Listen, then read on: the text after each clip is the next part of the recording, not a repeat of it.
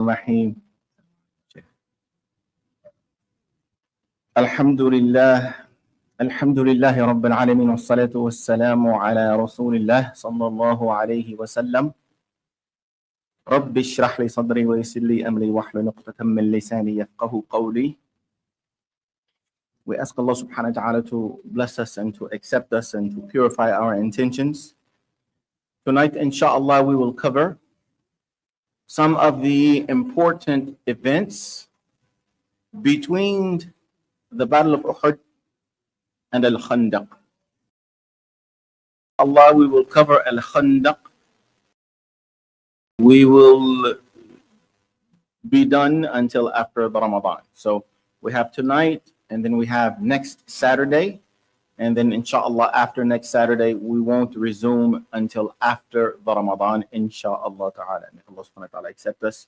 May Allah subhanahu wa ta'ala help us to reach the Ramadan. May Allah subhanahu wa ta'ala accept our fasting and our amal. Ameen ya Rabbil Alameen. So there are many, mashallah, lessons, and we talked about some of them last week. We will, alhamdulillah, perhaps the greatest of them is that the Battle of Uhud was a huge preparation for the mu'mineen. For what I say? A huge preparation for the biggest tragedy that would ever the Muslims, that the Sahaba would ever face. And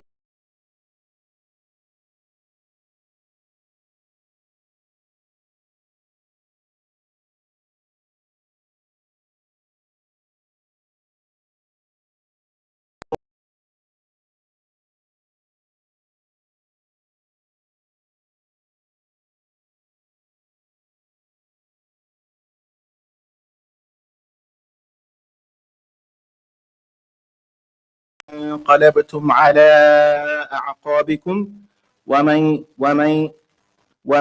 ينقلب على عقبيه فلن يضر الله شيئا وسيجزي الله.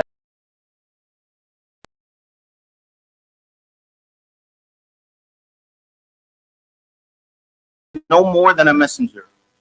Other messengers have gone before him, and if he were to die or be killed, would you regress back into belief? Would you go back into kufr? If Muhammad sallallahu Allah subhanahu wa ta'ala is asking the Sahaba, the Muhajirun wa Ansar, that if the messenger that we have sent to you, if he were to die or even if he were to be killed, would you go back to kufr? Would you go back to worshiping idols because he passed away? He's a messenger. He's just a messenger like other messengers that we have sent before him. Allah subhanahu wa ta'ala sent that ayah because there was a rumor. We talked about it last week. The rumor was that Muhammad sallallahu died. Some of the people responded a little bit shaky. Other people responded like, hey, if he died, then it must mean he finished his message. So let us go and join him. Let us go and throw ourselves into this battle and do what we need to do. So subhanAllah, but this was huge. It was a huge lesson. Allah subhanahu wa ta'ala gives us, subhanAllah, some things positive and some things not so positive. The life is up and down, and iman goes up and down. It's in and out. Allah subhanahu wa ta'ala, if everything that we got, if all of the good people only got good, right? If the Muslims if only good things befell the Muslims, then everybody would be Muslim. But Allah subhanahu wa ta'ala is going to test the people to see who is deserving, that who is going to accept the invitation. The invitation, because Allah subhanahu wa ta'ala, just like the Ansar gave to Rasulullah sallallahu alaihi wasallam, they gave a bay'ah. It's a transaction. This is not something that's not going to cost you anything. It's going to cost you a lot.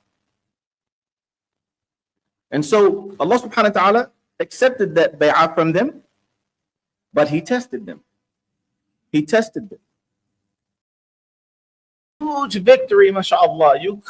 The talk of the town in Medina is, man, you should have been with us at Badr. You missed it. And then they lost, same for same. 70 Quraysh killed in Badr, 70 of Sahaba killed in Uhud. SubhanAllah. One day, Allah subhanahu wa ta'ala, you find the blessings of Allah subhanahu wa ta'ala. The next day, you find the test from Allah subhanahu wa ta'ala. So, but, and this ayah was revealed, subhanAllah, just to an example, that this was a beautiful reminder and a beautiful preparation for the great tragedy that would befall this ummah, which is, by the way, what is the greatest tragedy that would befall this ummah?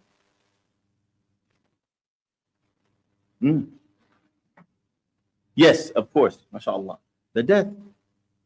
There would be no tragedy that would befall this ummah than the death of Muhammad sallallahu alaihi wasallam. There's nothing worse than that on this ummah. And when that day happened, the people were in disarray. Even Umar ibn Khattab, he was talking crazy madness in the middle of the masjid until Abu Bakr came and grabbed him. Right? And Abu Bakr as-Siddiq recited this ayah, and Umar said, it was like I never heard it. It was like this. It was like it was the first time I ever heard this ayah, because it registered then that Iman, that Rasulullah is a messenger, but the message, the kalam, belongs to Allah. Our allegiance is to Allah. If Muhammad is with us, or if Muhammad is not with us, Allah subhanahu wa ta'ala, Al-Hayy, la yamut. He is the alive and doesn't die. So subhanallah, Allah prepares us for the trials. He prepares us for the trials and never places a burden on any soul heavier than it can bear. And so we learn many lessons in the battle of Uhud and in the loss of the Muslims at Uhud. So there were a tremendous amount of events that happened between the Battle of Uhud and the Battle of Khandaq, and we will go through some of them today. Rasulullah learned that the tribe of Hudayl were gathering men under a man by the name of Khalid bin Sufyan al-Hudali. And so the Prophet appointed a man by the name of Abdullah bin Unais. He said, Abdullah, we want you to go and take care of this man. Because the tribe of Hudayl, right, they were gathering and they're gonna follow their man. And this man, Khalid bin Sufyan, he was actually amassing an army, and this was pretty close to Mecca. He was really amassing an army and collecting quite a few people who were signing up. So the Prophet Muhammad sallallahu alaihi wasallam, he called Abdullah ibn Unais, and he said, Abdullah, I want you to go and take care of this matter. And Abdullah said, Ya Rasulullah, I don't know what he looks like. Can you describe him for me? And Rasulullah said, if you see him, you will tremble. He said, Ya Rasulullah, I have never in my life trembled from the sight of a man. Like I'm not the one for that. Like no man, just looking at a man is not going to make me tremble. And Rasulullah said, but if you see him, it will make you tremble. He will make you tremble. In another narration, it says, if you see him, he looks like a shaitan. Anyway, Khalid bin Sufyan was recruiting so many people and amassing an army, and it was close to Mecca. Abdullah made his way. He got closer, and he was coming up to the camp where they were recruiting. So he said, I was walking towards this man, I was walking towards this man, and when I saw him, my body shivered a little. So I knew this is him. I knew this is this guy. I know it's this guy. And so I saw him, and I shivered a little bit, and he was walking around. He was full of women, right? So he was trying to find a camp. And these were apparently the women of his family. Wives, daughters, aunts, nieces, whatever, right? So he was traveling with his family, and he was surrounded by women. And so I was approaching him, and I noticed it was the time of Asr. So the time of Asr came in. and I'm facing this man.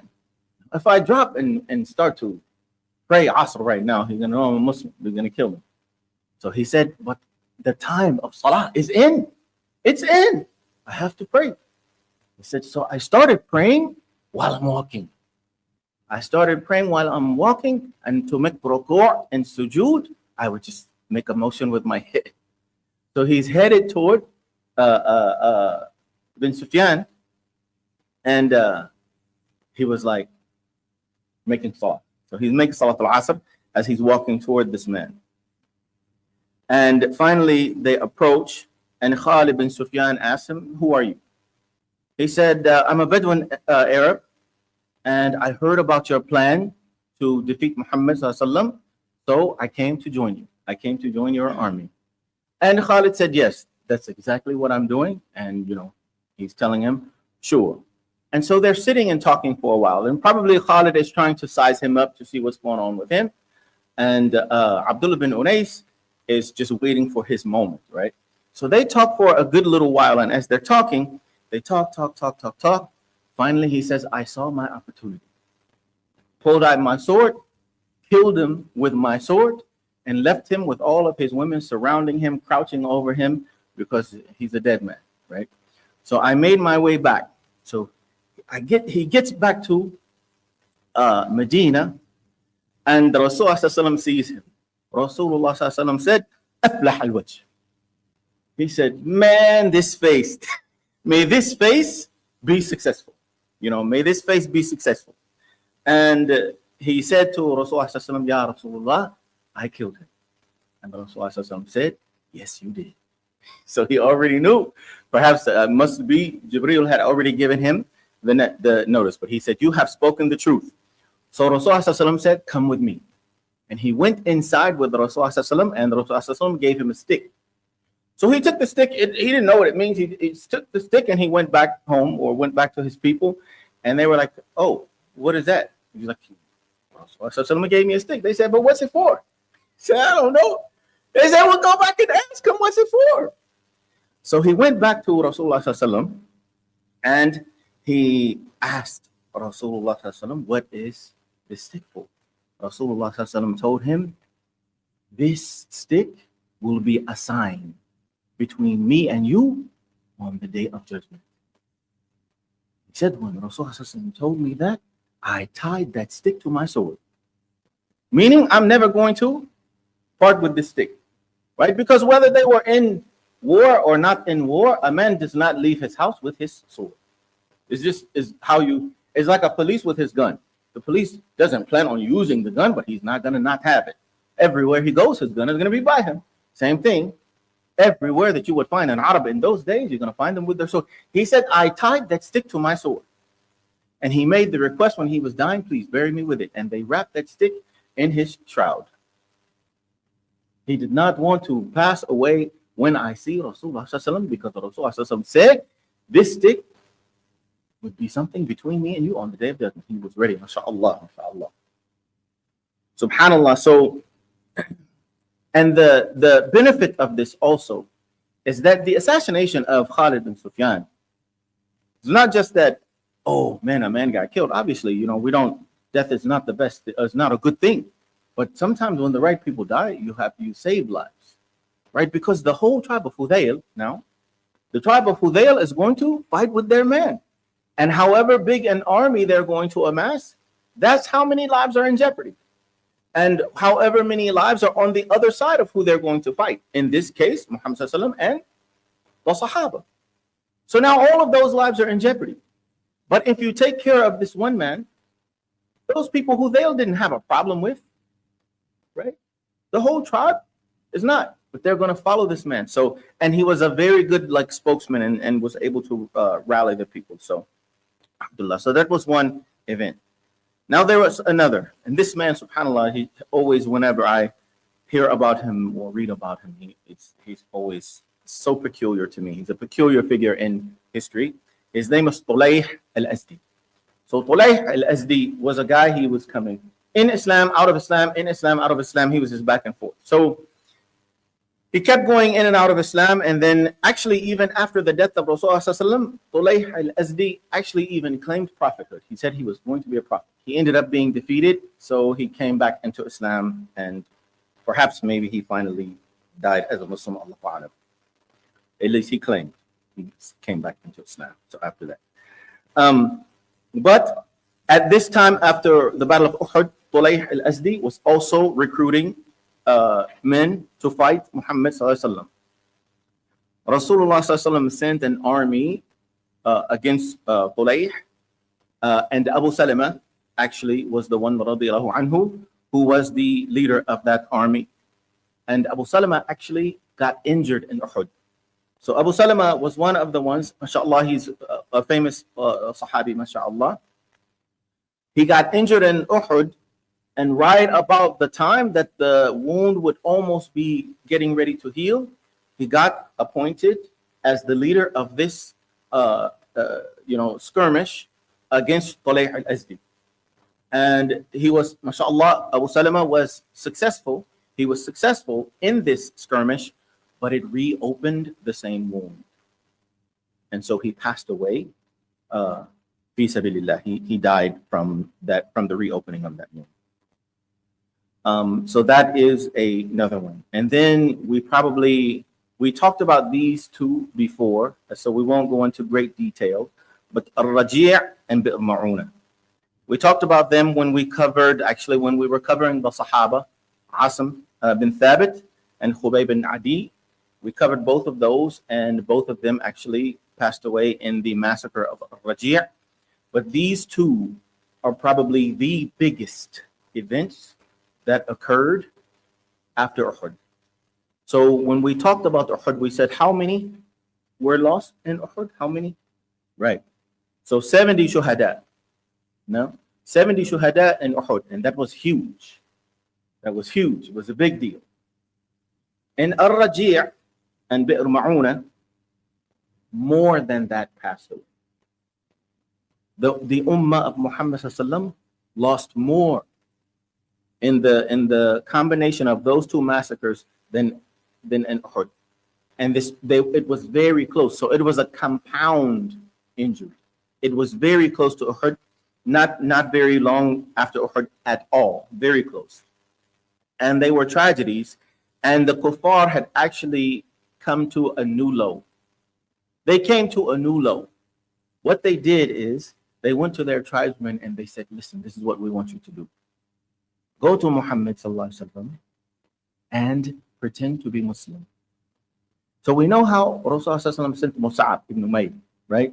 So Mus'ab ibn Umayr went to Medina, and he taught the Ansar before Muhammad sallallahu alaihi wasallam came. So these other tribes came to Muhammad sallallahu alaihi wasallam and said they were lying. They said, we're Muslim. Can you send us some people to teach us Islam? And send us the best Muslims. Send the best Muslims to teach our children. Basically, they're asking for the same thing Mus'ab ibn Umayr did with the Ansar. And so one of the sort of delegations, if you will, for lack of a better term, one of the delegations was from Najd. And it's huge. That's a huge area. So Muhammad sallallahu alaihi wasallam sent 70 that direction to Najd. And in the other direction, which was going towards Mecca, Muhammad sallallahu alaihi wasallam sent, in one narration, 10, and another 6, right? So he sent either 6 or 10. The thing is, these people were not going for war.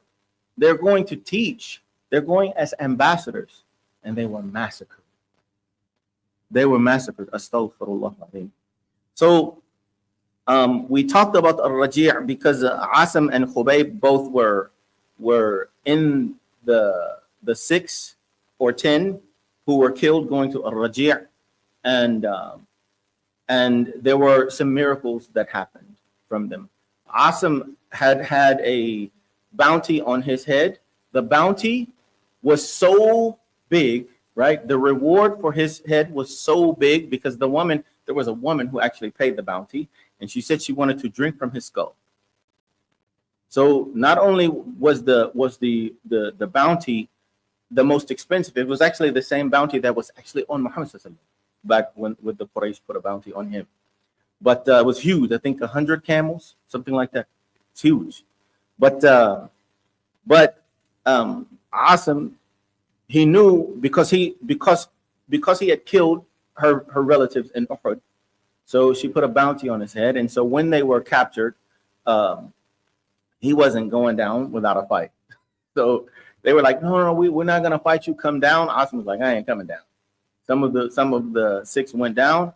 Asim was not one of them. He's like, I'm not going down without a fight, and he died up there. But then he asked Allah subhanahu wa ta'ala, he made dua, don't allow them to mutilate my body, right? Because we had already seen the mutilation at Uhud, right? They had already seen what the kuffar did to the bodies at Uhud, and now Asim is like, and even Asim's, we talked about mu'akha, right? We talked about the brotherhood, how Muhammad sallallahu alaihi wasallam would set one Muhajir with one Ansar.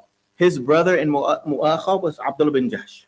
We talked about him last week, about the dua he made, asking Allah subhanahu wa ta'ala to let his nose be cut and ear. So even his brother in mu'akha, his body got mutilated. So he made dua that Allah subhanahu wa ta'ala would not allow his body to be mutilated. And that night because it was about 100 soldiers against 6.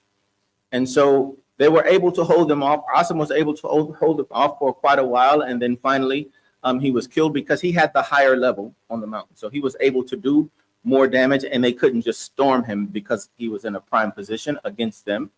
And when they tried to get to him, after he had passed away, Allah subhanahu wa ta'ala sent a swarm of either locusts, insects, wasps, whatever, and they couldn't get to him. So they said, you know what, we'll go to sleep and we'll get him in the morning. But Allah subhanahu wa ta'ala caused a huge rain that night, and it flooded, and his body was washed away. So they were not able to find his body after that. So nobody was able to claim any kind of reward on him. And Khubayb, the miracles on him were plenty, but he was one of the ones who got crucified, and he subhanallah, this beautiful story. We covered him already, and I'm running a little bit late, but subhanallah, Khubayb was the one that when he was in chains, the woman whose house that he was in, that he was chained in, she would say, like, I would find this guy would have grapes and things like that. Allah subhanahu wa ta'ala was providing for him the stuff that wasn't even available in Mecca at all. So lots more miracles than that, but we'll move on. Subhanallah. So Rasulullah sallallahu, after this, all of those people got killed. 70 in one area and 6 or 10 in another. His heart was, subhanallah, very heavy. He was deeply affected by the betrayal, because it was a betrayal, right? This wasn't like, hey, let's fight and get it done. It's like, I'm going to trick you to say I'm a Muslim, so you come and live with me or teach me, and I'm going to kill you like this. Subhanallah, he was deeply affected. And dua qunut did not happen before that. But this is where the beginning of dua qunut happened. That Muhammad sallallahu alaihi wasallam, he would make dua qunut. He was making dua in every salawat. Fajr, Dhuhr, Asr, Maghrib, Isha. He's making dua qunut against them, naming them by names, naming the perpetrators of this massacre, of both of these massacres. He was naming them by names, making dua against these people in every salawat. One related story also to this was Haram bin Malhan. He was the Amir of the delegation going to Najd. And Haram bin Malhan, he was talking to Amr bin Tufail.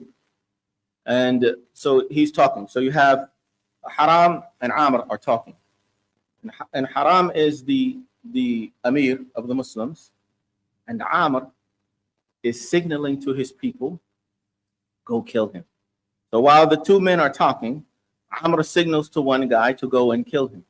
So the guy sneaks around the back and comes up through the back of Haram bin Malhan and takes his spear, boom, through the back. He stabs him in the back, and the spear comes through. You can see the spear come out through his chest. Subhanallah, Haram bin Malhan, what does he say? Allahu Akbar, fustu wa Rabbul Ka'bah. He says, Allahu Akbar, I have won. In the name of the Lord of this Kaaba, I have won. I'm a winner. He just got stabbed in his back, comes through his chest, and he says, Allahu Akbar, I just won. Victorious. Hands up, Super Bowl. So the guy who killed him, he was like, what? He didn't understand. He did not understand. How is the man saying he won? So he started to go and ask around. You know, I killed a man, stabbed him in the back. My spear came to the front, and he said, Fustu wa Rabbuka. He said, he's won. What is that? So the people would tell him, he's talking about Shahada. So once he got the understanding, he said, Subhanallah, and he has won. And that man took Shahada. That man became Muslim. So this guy, he becomes Shaheed. He's happy with his result. And he's he's giving da'wah at the same moment. Subhanallah. What if he's fasting and all of this other stuff too? He's a musafir. He's traveling. He's a musafir. He's a shaheed and a da'i at the same time. You know, the people are giving, embracing Islam. Subhanallah. Allahu Akbar. These people, subhanallah. During this time also, it's, I think, the 4th year of Hijrah. But you have 4th or 5th year, you have now Muhammad sallallahu alaihi wasallam has welcomed now his first grandson. Al-Hasan is born. And subhanallah, radiallahu anhu, Al-Hasan is born, and his father Ali bin Abi Talib names him Harb. He said, what did you name him? He said, Harb. Harb. Muhammad sallallahu alaihi wasallam said, no, you're not. Harb means war, right? Muhammad sallallahu alaihi wasallam, we want to give our children beautiful names. So Muhammad sallallahu alaihi wasallam names him Hassan. Now we have Hassan bin Ali. We talked about Abu Salama earlier, and he passed away. Abu Salama radiallahu anhu had a very, very good relationship with his wife. Abu Salama and Salama, mashallah. When I read about them and hear about them, they remind me of, if we can put it in American style, alhamdulillah, because I was born and raised here, alhamdulillah. They remind me of like a prom king and queen. You know what I mean? It's like you just expect them like to be together or something. The way she talks about him and the way that their relationship was, mashallah. So he had a very good relationship with his wife, and at one point they actually agreed, right? They actually made an agreement not to remarry. Like, if you die, I'm not going to remarry. If I die, you don't remarry. And they agreed, but then Abu Salama changed his mind, and he actually made a dua in front of her. He made a dua asking Allah subhanahu wa ta'ala that if he passes away, that Allah subhanahu wa ta'ala would give her someone better. And she said, and who is better than Abu Salama? She cannot believe. There's no way I'm going to find a man who is better than Abu Salama. Allah, subhanallah. This is every man, would want to have a wife who says, mashallah, you're the best. No man on earth is better than you, mashallah. Bro, she's like, there's nobody better than you. This woman is living with Abu Bakr, Umar, Uthman, Ali, kada wa kada wa kada wa kada, and she's like, nobody's better than Abu Salama. MashaAllah, very good relationship they had, alhamdulillah. So now we already talked about Abu Salama has passed away. He has passed away. And what happens?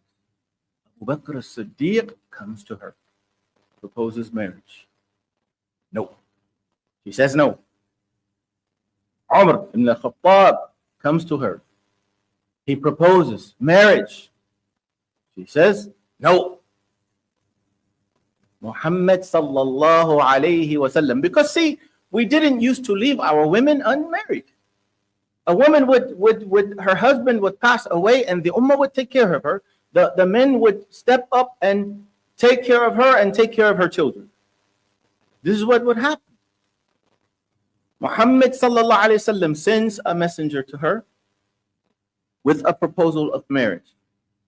So she is reluctant, obviously, to say no. She doesn't want to say no, but she says welcome to the messenger. She says welcome to the messenger of Rasulullah, not to the messenger, not to Rasulullah. So to the mail carrier, mashallah, to be clear. So she says welcome. She says, but tell Rasulullah the issue that I have, the conditions. The issue that I have is, number one, I am a jealous woman. I'm a jealous woman. And Muhammad is already married. So the Rasulullah is offering a proposal of marriage to a very good woman. By the way, she is from Banu Makhzum. She is from one of the most prestigious tribes. They were always competing with Banu Hashim. And she said, please tell Rasulullah that, number one, I am a jealous woman. Number two, I have children and they're young. I have small kids. And the other is none of my men who would be my wali are present. So I don't have a wali. I have lots of children that might be trouble for him. And I'm a jealous woman. Like, I don't want to cause fitna in his household, but I'm just telling you, this is what it is, right? So I'm not saying no, but this is what you're getting into if you come into Salama, right? So Rasulullah sallallahu alaihi wasallam, he sends back a message. He says, Allah will take care of your kids. Have nothing to worry about. Allah subhanahu wa ta'ala will take care of your kids. And I would pray to Allah subhanahu wa ta'ala to remove the jealousy from your heart.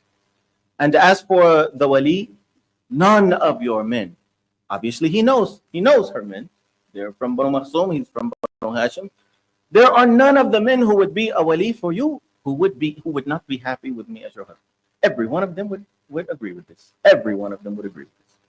And so obviously, as we know, Salama became the wife of Rasulullah sallallahu alaihi wasallam, and there is no question if he is better than Abu Salama or not, mashallah. So he is, alhamdulillah, she married him, and alhamdulillah, she was a very intelligent woman, and we have from her over 300 ahadith about Rasulullah sallallahu alaihi wasallam. So she narrated, she transmitted a lot of knowledge for us, gave us a lot from the seerah about the behaviors and the knowledge of Rasulullah sallallahu alaihi wasallam.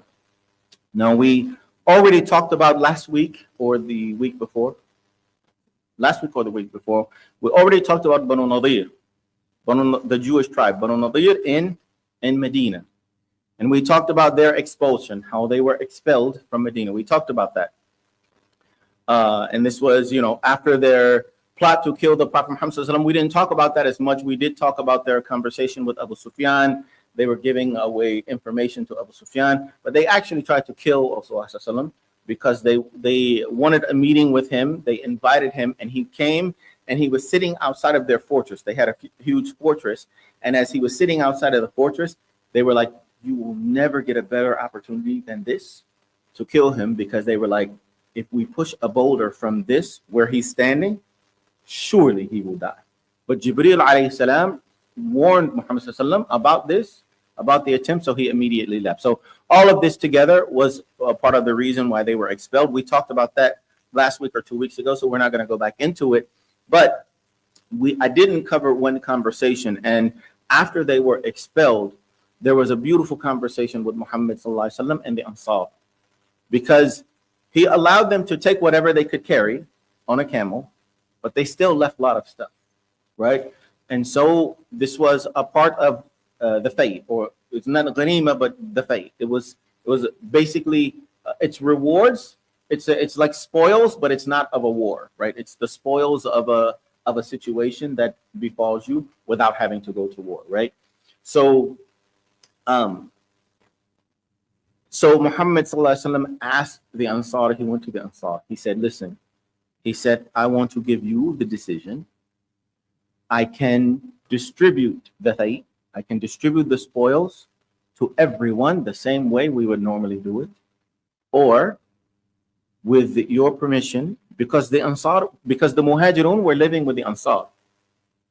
And so they said, he said, or I could distribute this only to the muhajirun, and they can leave your home, right? Because at this particular time, the Ansar were helping muhajirun with everything, and they were actually giving them a portion of the harvest, right? So they were farmers, and as the harvest would come in, they would give them a portion.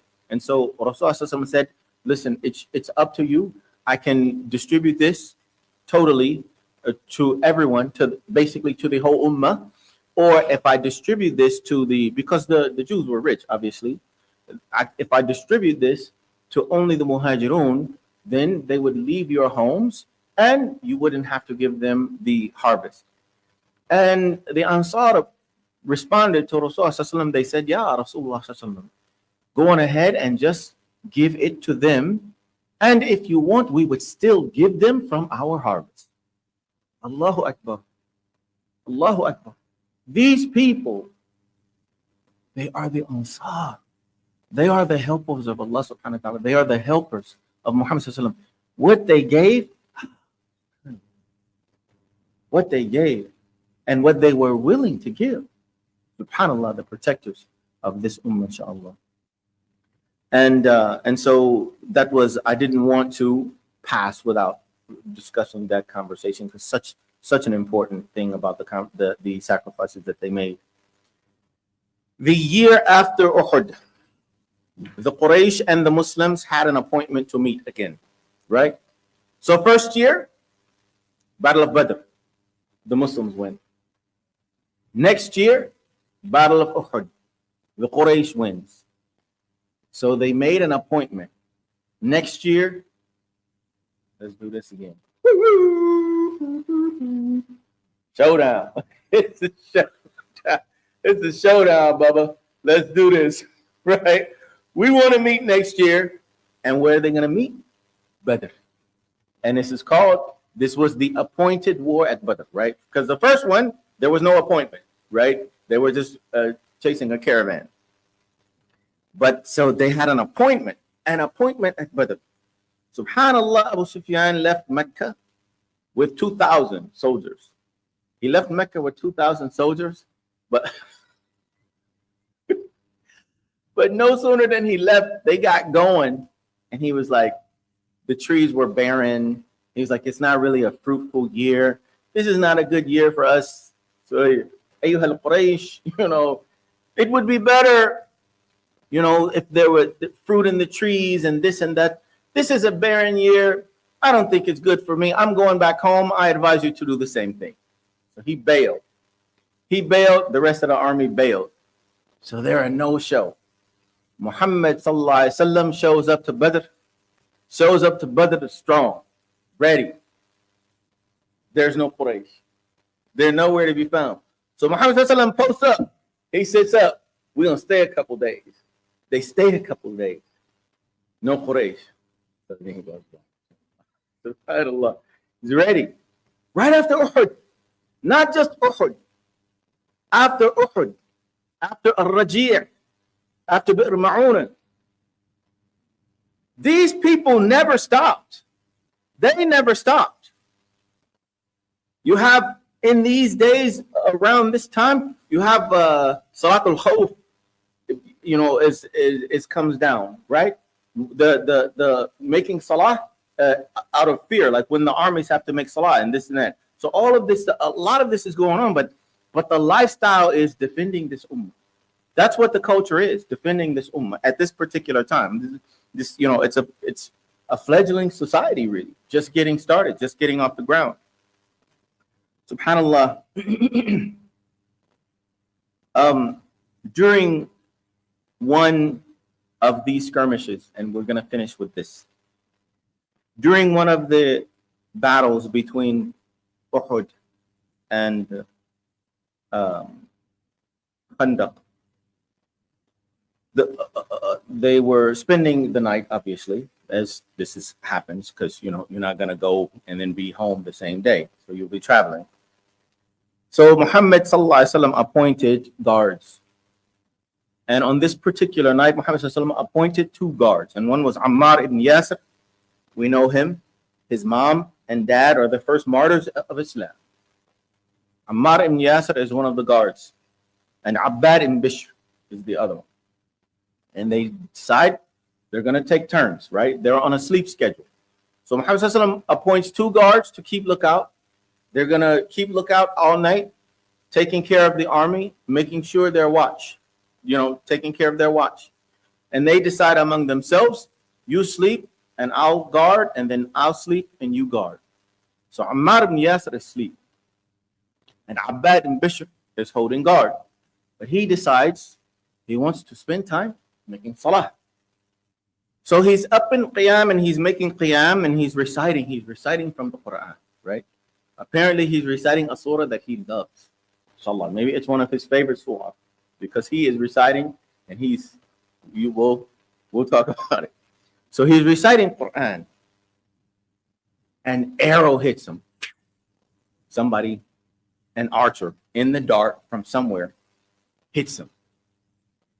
So he takes the blow, reciting Quran, still in qiyam. Alhamdulillahi Rabbil Alameen. He's going. Another arrow hits him right in the body. He's making salah. He doesn't break. He doesn't move. He's reciting Quran. Another arrow hits him. So he gets down into ruku' and he taps Ammar ibn Yasir and wakes him up. So Ammar is like, what is going on? Why didn't you wake me up? He's like, listen, he said, with the enemy's fire, he said, because I was reciting Quran and I was trying to finish and I wanted to finish.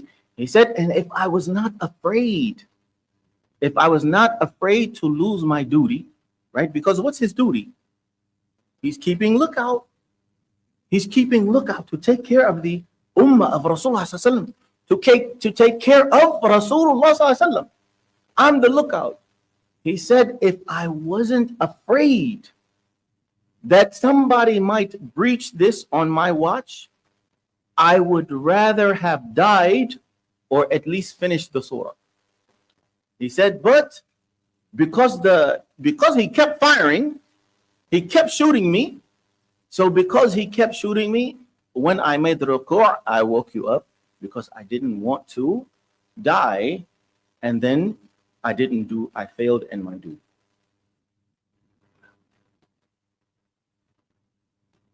Allah. His duty is to make salah, and this was not the fard salah. We have that Allah subhanahu wa ta'ala would give us duties, and there are layers and layers of duties, and he's like, I don't want to break any of it. I don't want to fail in my duty to look out for the ummah.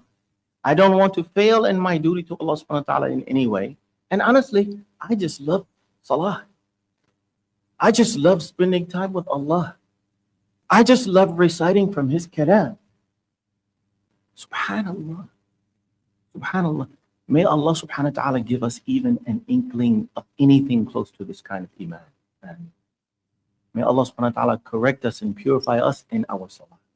May Allah subhanahu wa ta'ala correct us and purify us in our daily lives. May Allah subhanahu wa ta'ala increase our iman and increase us in taqwa and forgive our sins. ربنا آتنا في الدنيا حسنة وفي الآخرة حسنة وقنا عذاب النار. سبحانك اللهم وبحمدك أشهد أن لا إله إلا أنت أستغفرك وأتوب إليك.